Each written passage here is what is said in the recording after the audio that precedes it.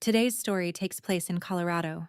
My name is Autumn Reynolds, and on the morning of the biggest interview of my life, my sister shoved me into a closet and turned the lock. At first, I actually thought she was kidding. I was standing in my blazer, portfolio in hand, rehearsing my answers in my head, when the door slammed behind me and the click of the lock cut through everything. The darkness swallowed me so fast it felt like I'd been erased.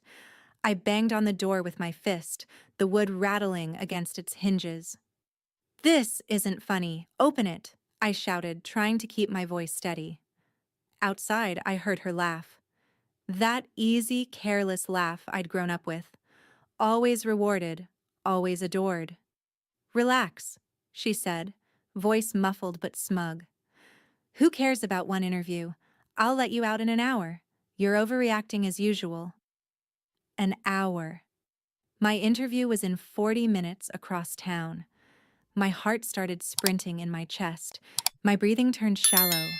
My head spinning with images of all the late nights I'd spent preparing, the years of being told I wasn't good enough, the quiet promise I'd made to myself that this would finally be my moment. Then my mom's voice floated in, calm and bored, like we were arguing over a TV remote.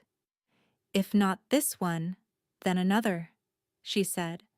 "You'd probably fail anyway. Why waste time stressing everyone out?" Their laughter blurred together. My sister's sharp and delighted. My mom's tired and dismissive. Like a soundtrack I'd heard my whole life, but suddenly couldn't stand anymore. I went silent, pressing my forehead against the cool door, fingers tightening around my phone in my pocket. In that silence, something in me snapped and then settled, like a bone finally breaking the rest of the way so it could be set right. Because I knew there would be no interview. And I knew, with a clarity that almost scared me, that this joke was going to cost them far more than they ever imagined. Before I tell you what I did to my sister and my parents, and how that joke came back to destroy everything they took for granted, tell me, what time is it for you right now, and where are you watching from? I'm genuinely curious to see how far this story will travel. To really understand why that lock turned so easily, you have to see the morning before it. All the little cuts that came long before the wound that finally bled out. A few hours earlier, I walked into the kitchen of our house in the suburbs outside Denver, already dressed in my interview outfit. My palms were sweaty, my stomach a knot of coffee and nerves, but I'd forced myself to smile. Today was supposed to be the day my life changed. My parents were at the table, their attention glued to my sister scrolling on her phone like the sun rose and set in her notifications. She was in an oversized hoodie, hair in a messy bun. Not a care in the world, because why would she have to care when the world kept handing her what she wanted anyway?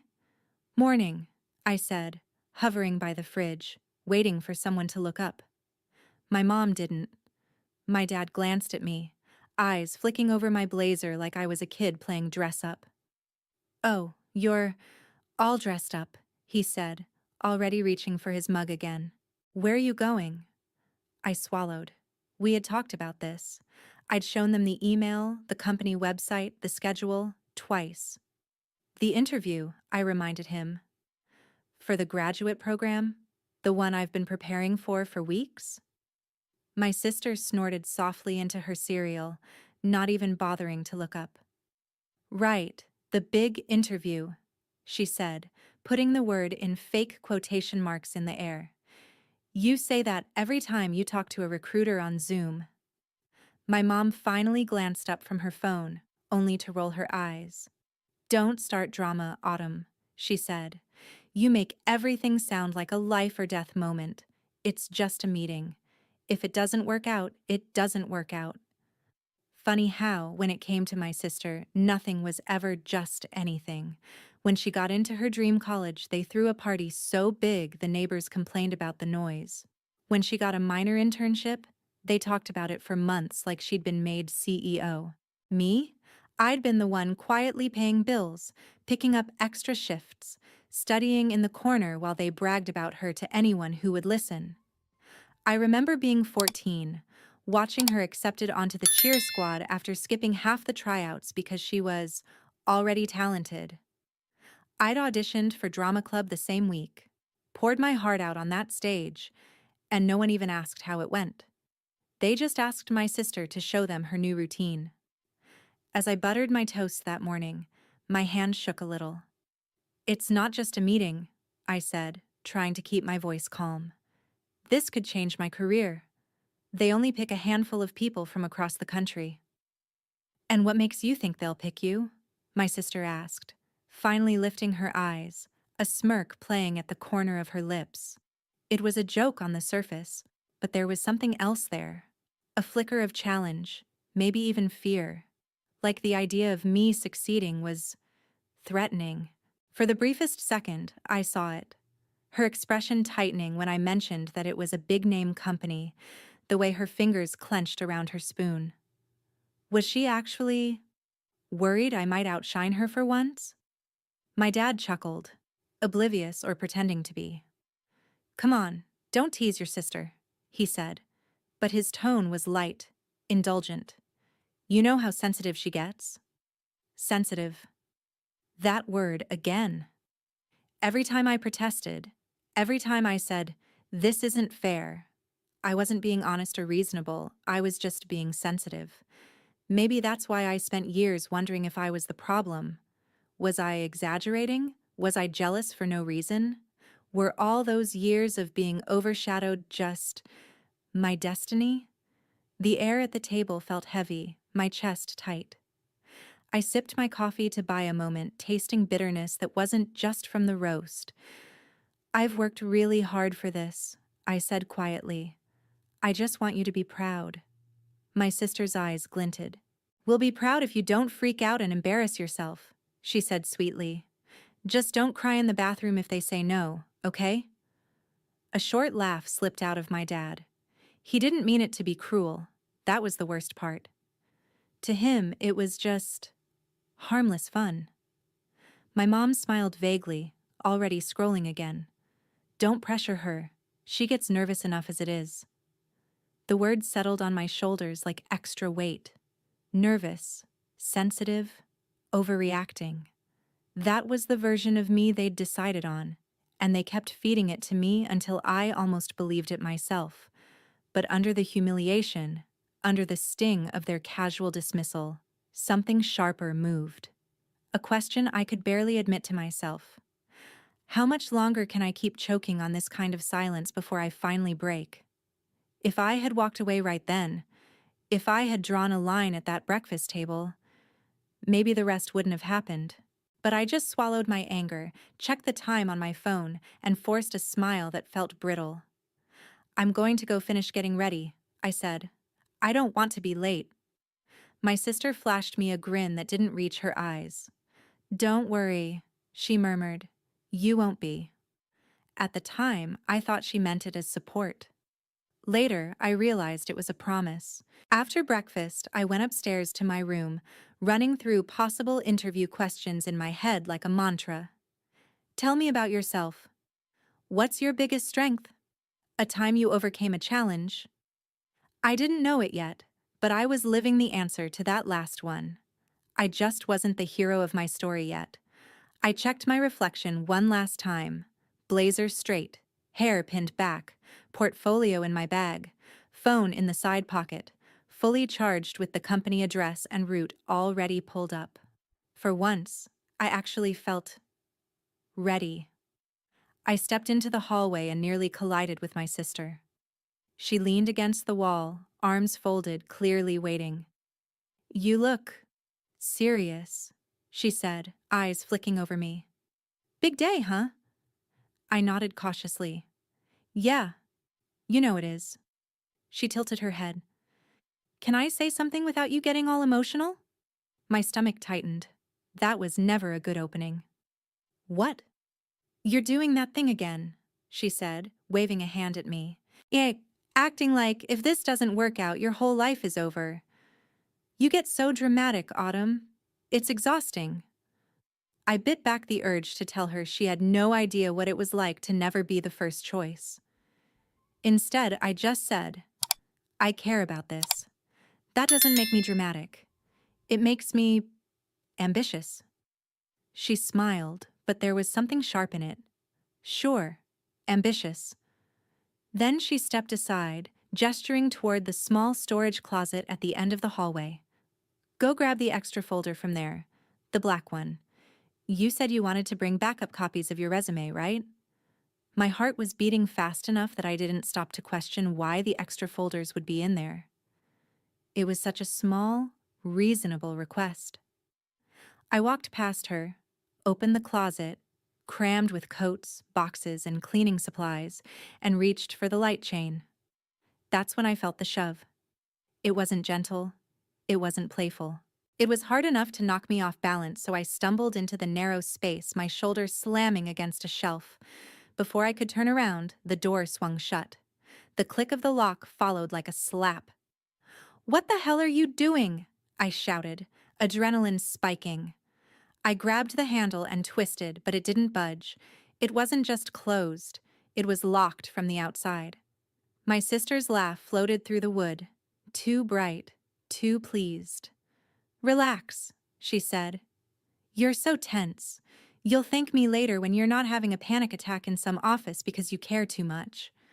Panic clawed its way up my throat anyway. I pounded on the door. "Open it, I'm serious. This isn't a joke." "That's your problem, Autumn," she replied. "Everything is a big deal to you. It's just one interview. If not this one, then another. You'll survive." I heard footsteps, and then my mom's voice joined in. "What's going on?" she asked, distant but irritated. "She's freaking out again," my sister said. "I locked her in here for a bit, so she can calm down before she makes herself sick." My skull buzzed. Calm down? I stared into the dark, my breath coming in harsh bursts. "Mom?" I yelled. "I'm going to be late. Tell her to let me out." There was a beat of silence. For a second, hope flared. Maybe my mom would finally take my side. Then, "If she misses it, she misses it," my mom said. "Honestly, she puts too much pressure on herself. You're doing her a favor. If not this one, then another.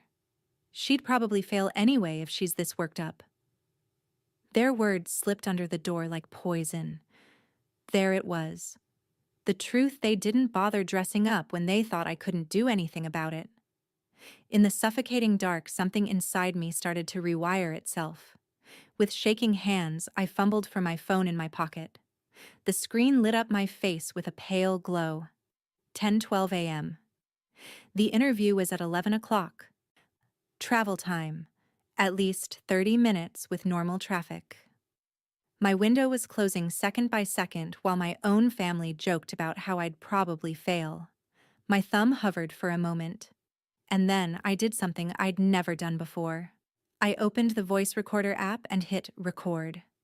Their muffled voices filled the silence, my sister laughing, my mom's dismissive tone, the exact words that had bruised me for years. She'd probably fail anyway. So dramatic. "You're doing her a favor." I held the phone close, capturing all of it. "This can't be happening," I whispered, tears stinging my eyes, not just from fear of losing the interview, but from finally hearing, without excuses or denial, what they really thought of me. But under the shock, another thought rose, clearer and colder. Is this the moment? Is this the line I never let them cross?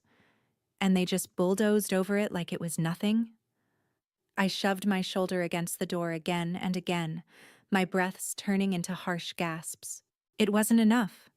Time was slipping away, my chances bleeding out with every minute. Is this really my fate? I thought bitterly. All those years of being pushed aside, and when I finally stepped toward something for myself, they shut the door on me. Literally. Eventually, the hallway went quiet. I didn't know if they'd gone downstairs or just got bored of listening to me fight. But I knew one thing. When I got out, nothing would be the same. Not for me, and definitely not for them. By the time my sister decided I'd calmed down enough to be released, my future, at least the version I'd planned, was already gone. I heard footsteps in the hallway again, then the soft scrape of the key in the lock. The door swung open and light stabbed into my eyes. My sister stood there, arms folded, looking annoyingly relaxed. "See?" she said. "You're fine. You didn't even hyperventilate. You're welcome." I stared at her, speechless for a moment, my body buzzing with adrenaline and rage. My phone screen showed the time in brutal, glowing numbers, 11:07 a.m. My stomach dropped. You knew what time it was," I said quietly. "You knew." She blinked, then shrugged. "So, it's just one interview. You'd have freaked out and blown it anyway. This way you didn't embarrass yourself in front of strangers." I stepped past her, nearly shaking with how badly I wanted to scream, to push, to break something. Instead, I walked into my room and slammed the door. My hands shook as I dialed the company's number, prayed someone would pick up. After a few rings, a calm, professional voice answered. "Hi, this is Autumn," I said, words tumbling over each other. "I'm so sorry, but there's been an emergency and—" "Ms. Reynolds?" the voice cut in. The panel waited for 15 minutes. They had back-to-back interviews today and a tight schedule with people flying in. I'm afraid we had to move on. "Please," I said, heat rising to my face. There was a situation with my family and I got locked in. I literally couldn't leave the house. I heard myself rambling and hated it. I sounded exactly like they always said I was. Messy, emotional, out of control. "I understand you may have had an emergency," the recruiter said, her tone softening but staying firm. "But this position requires reliability under pressure. We had many candidates who showed up on time. We can keep your resume on file for future roles, but this cycle is closed. Closed. Just like that door had been." "Right," I whispered. "Of course. Thank you for your time." I hung up before my voice could crack. For a long moment I just stood there staring at my reflection in the dark screen. I looked like a stranger, someone who'd dared to step out of the role she'd been assigned, only to be shoved right back in. I felt a wave of despair wash over me, powerful enough that I had to sit down on the edge of my bed so I didn't collapse.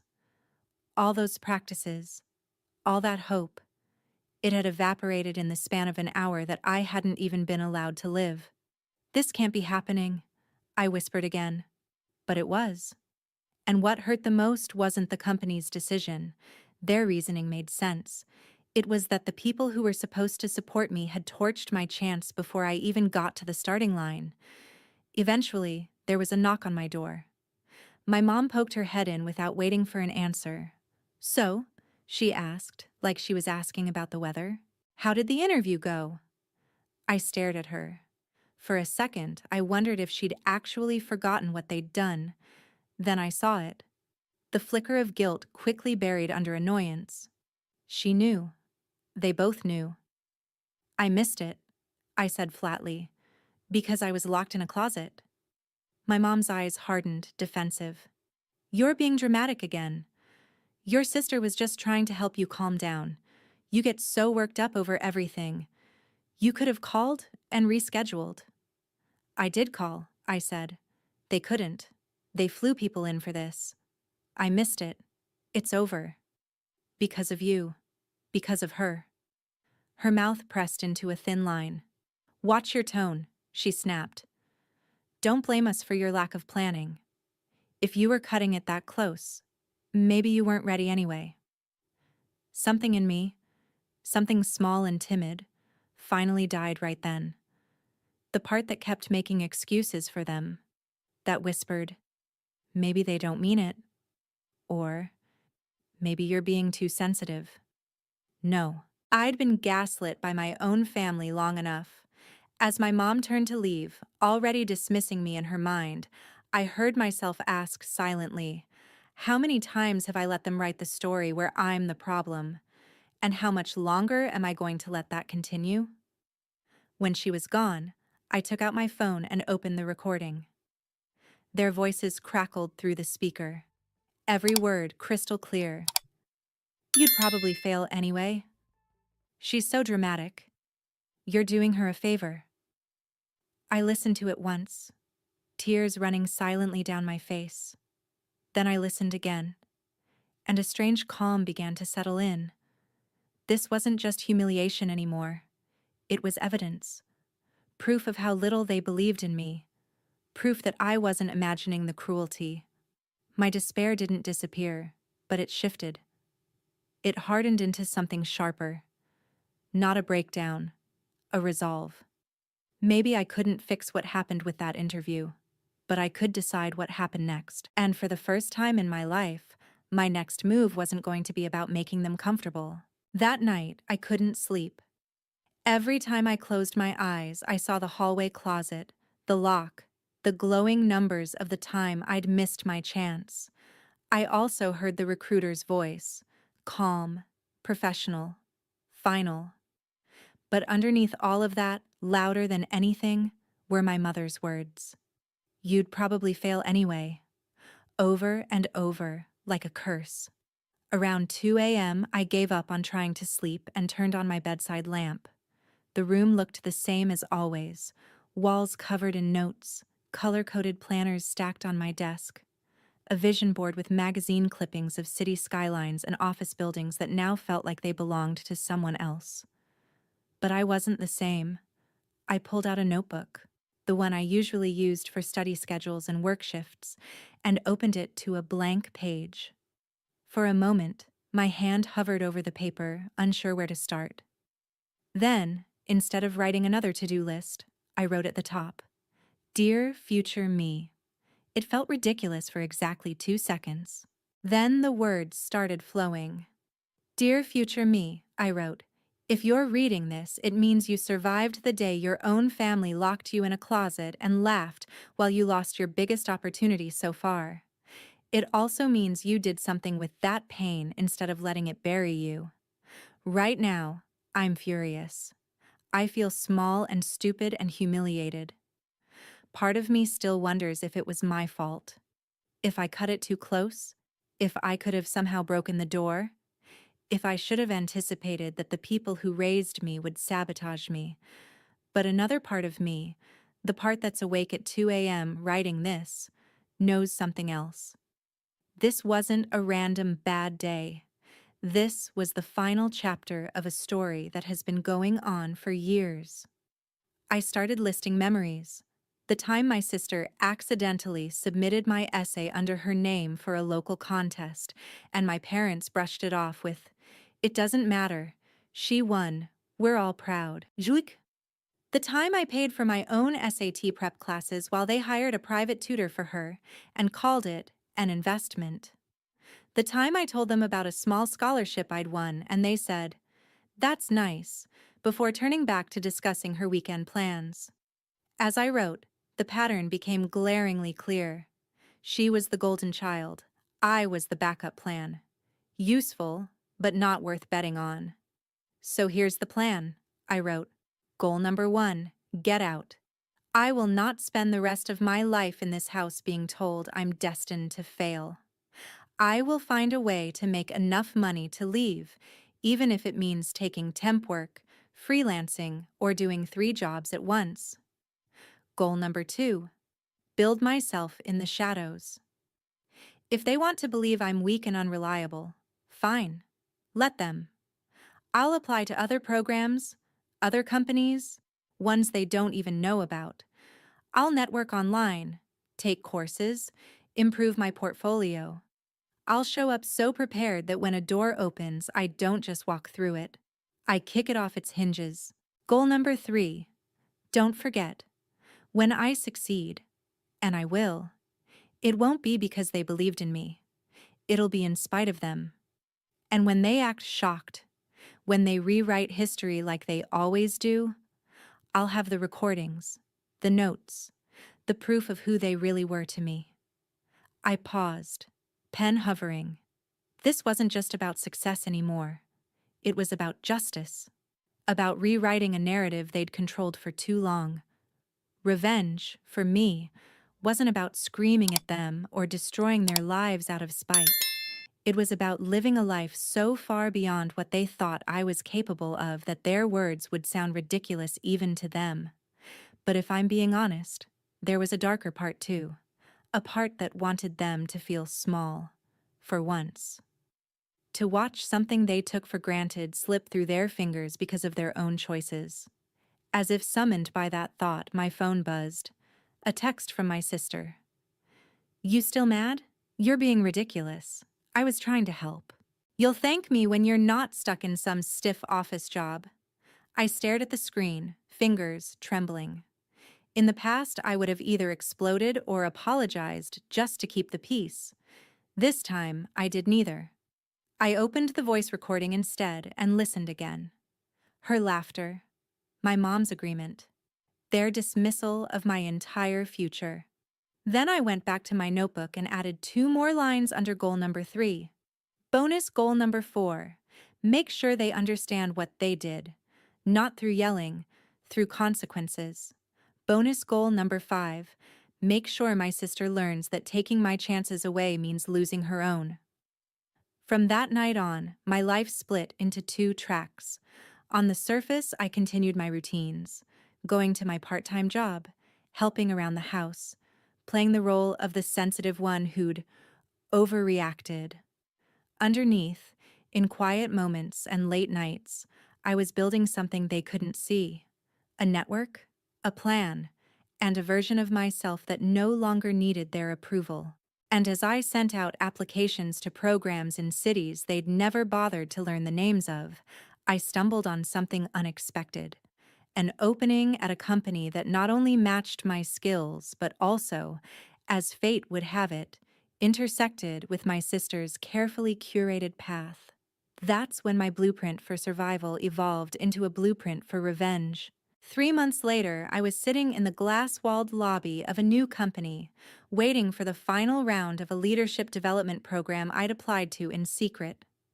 No one at home knew, especially not my sister.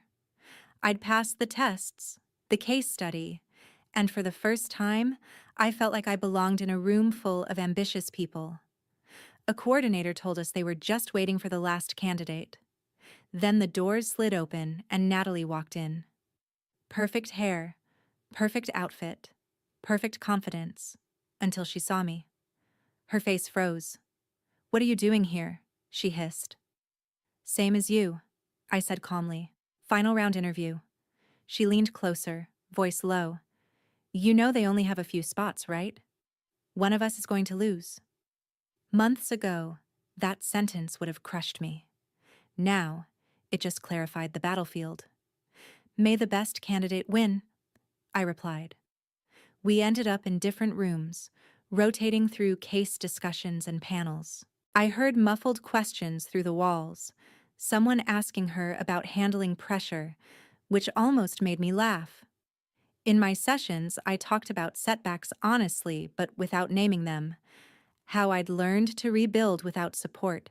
How I turned closed doors into motivation. No tears, no drama, just facts and hard-earned resilience. In the one-on-one with the senior director, he asked about the gap after graduation. I told him a major opportunity had fallen through, and instead of giving up, I used the time to upskill, freelance, and volunteer. He nodded and said they valued people who could rebuild. When it was over, all candidates were called back to the lobby. The director came out with HR and started reading the names of those selected. Autumn Reynolds. My heart thudded. I stood up, shook his hand, heard. "Welcome aboard. We're excited to have you." Over his shoulder, I saw Natalie standing there, waiting for her name. It never came. When the list ended, the rejected candidates were thanked and dismissed. Natalie looked like her world had tilted. Outside the building, she grabbed my arm. "This isn't fair," she snapped, eyes shiny. "I've been working toward this for years. Mom and Dad always said that you'd be the one who made it and I'd probably fail," I finished. She swallowed hard. You're going to tell them I lost this, aren't you? That was the real fear. Not the failure, but their reaction. I met her eyes. I'm going to tell them the truth, I said quietly. For once. When I walked into the living room that evening, my parents were on the couch, TV murmuring in the background. You're back, my dad said. How did it go? My mom glanced up, clearly expecting another disappointment. I didn't drag it out. They chose me, I said. I got into the program. I'll be moving out in 2 months. Shock hit them like a wave. My mom frowned. How? When did you even apply? Why didn't you tell us? I let out a small, humorless laugh. Last time I told you about a big opportunity, I ended up locked in a closet while you said I'd probably fail anyway. She stiffened immediately. That's not what happened, she snapped. You were spiraling. Your sister was just trying to help you calm down. I took out my phone, opened the voice recorder, and hit play. Their own voices filled the room. She's freaking out again. You're doing her a favor. She'd probably fail anyway. Why waste time? My dad's face went slack. My mom's went pale. You recorded us? He asked. You locked me in, I replied evenly. You laughed while I lost something huge to me. I needed to stop questioning my own memory. My mom tried to defend herself, talking about protecting me from disappointment, insisting I could have rescheduled. But the excuses sounded thin with their cruelty echoing in the background. You weren't protecting me, I said. You were protecting your idea of me, the weak, dramatic one, the one who stays second so she doesn't threaten the golden child. Right then, the front door opened. Natalie stepped in, eyes puffy from crying, and froze when she heard the last line of the recording. My mom turned on her. Did you really lock your sister in on purpose? She demanded. On the day of her interview? Natalie's gaze shot to my phone. Realization hit. Of course you played it, she muttered. You love making me the villain, don't you? You did that yourself, I said. I just pressed record. My parents were still reeling, but another blow landed when they found out she hadn't been selected for the same program. They picked Autumn, my mom whispered, as if the universe had broken some family rule. Not you? Natalie bristled. Are you happy now? She snapped at me. They're disappointed in me. You got what you wanted. What I wanted, I said softly, was for my own family not to sabotage my life. You stole my first shot. I built myself back up alone. You had every advantage and still lost. That's on you. My dad finally spoke, voice strained. We were wrong, he admitted. We took you for granted. We didn't think it would cost you this much. We thought you'd always be there, understanding. My mom's eyes filled with tears. I'm sorry, she whispered, for the closet, for the words, for all the times we made you feel small. Natalie couldn't quite get the word sorry out, but she managed. I didn't think you'd actually miss it. I thought you'd freak out, they'd reschedule, and you'd get over it. I didn't expect you to win later. It wasn't enough, but it was something. An admission that she'd never considered the damage, only her comfort. So what now? My dad asked. You leave and cut us off? I looked around the room. The shrine to my sister's achievements on the wall, all the years of my own efforts stuffed in drawers. What now as I take this job and move out? I said. I need space. Maybe one day, if you really change and this isn't just guilt, we can rebuild something. But I'm done living here on your terms. I turned to Natalie. As for you, I don't know if I can forgive you. That depends on what you do next, not what you say tonight. That night, I started packing for real. It wasn't dramatic, just methodical. Clothes, books, laptop, the notebook that started with Dear Future Me. Months later, in my tiny apartment, with my company badge hanging by the door. I reread that first letter and smiled. The joke really had cost them more than they imagined. Not just a missed interview, but the version of me who needed their approval to feel worthy. My revenge wasn't destroying their lives. It was stepping out of the role they'd written for me and living a life that proved them wrong. And if you're listening, ask yourself, who in your life is holding the lock while telling you you're overreacting about the door? And when are you going to claim your story back? Our team at Revenge Mangan is dedicated to creating powerful, meaningful revenge stories that are fully fictional and crafted only for education and reflection. We are committed to using these narratives to share valuable life lessons and positive messages with our audience. This script highlights the importance of self-worth, setting boundaries, and recognizing toxic family patterns instead of normalizing them. It encourages viewers to reflect on how emotional neglect and favoritism can damage a person's confidence and shows a healthier path, healing, growth, and success through one's own effort rather than pure vengeance. Ultimately, it teaches that the strongest form of revenge is building a better life while breaking the cycle of emotional abuse.